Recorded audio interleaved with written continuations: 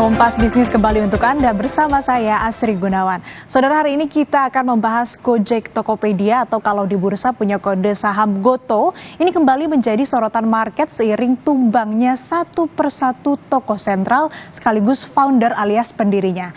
Kira-kira bisa nggak ya market ini menerima atau memaknai bahwa pergantian sosok pemimpin ini merupakan fase baru GOTO dari perusahaan rintisan atau startup menjadi korporasi yang lebih mature, lebih matang dan pada akhirnya ini mengubah kerugian bakar duit menjadi profit.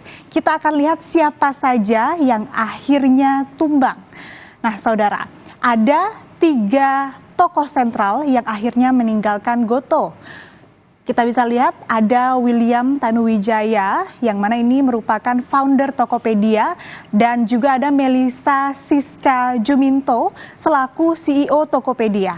Keduanya ini habis masa jabatan dan tidak diperpanjang lagi. Selain William dan Melissa, ada juga Andre Sulistyo. Ini yang merupakan komisaris GOTO. Ini mundur dari jabatannya dan sudah disetujui oleh Rapat Umum Pemegang Saham pada 11 Juni lalu.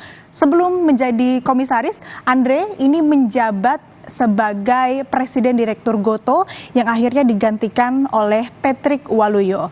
Mundurnya 3 nama besar, William, Melissa, dan juga Andre ini menjadi pertanyaan pasar karena ketiganya tidak hanya sebagai founder GOTO, melainkan punya titel atau title pemegang saham dengan suara multiple atau multiple voting share yang artinya punya lebih dari 1 suara untuk setiap unit sahamnya.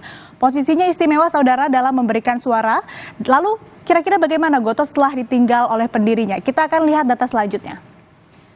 Nah, ada nama besar Patrick Waluyo yang sekarang pegang payung GOTO. Patrick ini terkenal sebagai investor di banyak sektor lewat kendaraan investasi bernama Northstar.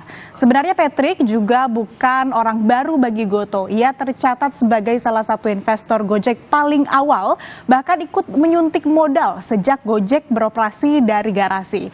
Bagaimana Patrick membawa GOTO setahun terakhir? Kalau pakai laporan keuangan akhir Maret 2024, perusahaan ini punya pendapatan 4 triliun rupiah, tetapi cash flow-nya negatif cuma di 81,6 miliar rupiah. Dan yang menarik saudara, kita lihat angka rugi bersihnya. Untuk pertama kalinya, ini rugi GOTO berada di bawah 1 triliun rupiah atau tepatnya di 861,9 miliar rupiah. Bisa disimpulkan perusahaan ini udah stop bakar duit dan mulai fokus mengejar untung. Tapi apakah kinerja keuangan yang membaik ini tercermin di sahamnya? Kita lihat lagi data berikut. Nah, saham GOTO ini sebenarnya sempat menanjak tajam dan menyentuh level di atas 90 per unit. Nah, ini setelah dipegang langsung oleh Patrick Waluyo yang dibaca market sebagai profesional. Sayangnya saudara, 1 bulan terakhir saham GOTO ini kembali turun ke level gocap alias 50 per unit. Apakah pasar ini belum bisa menerima pergantian kepengurusan di GOTO atau belum melihat prospek yang lebih cerah pada perusahaan ini? Yang terbaru setelah TikTok masuk ke Tokopedia, saudara, ada kabar PHK ini sampai dengan 70% karyawan. Lalu kira-kira bagaimana dan apa pengaruhnya ke saham GOTO?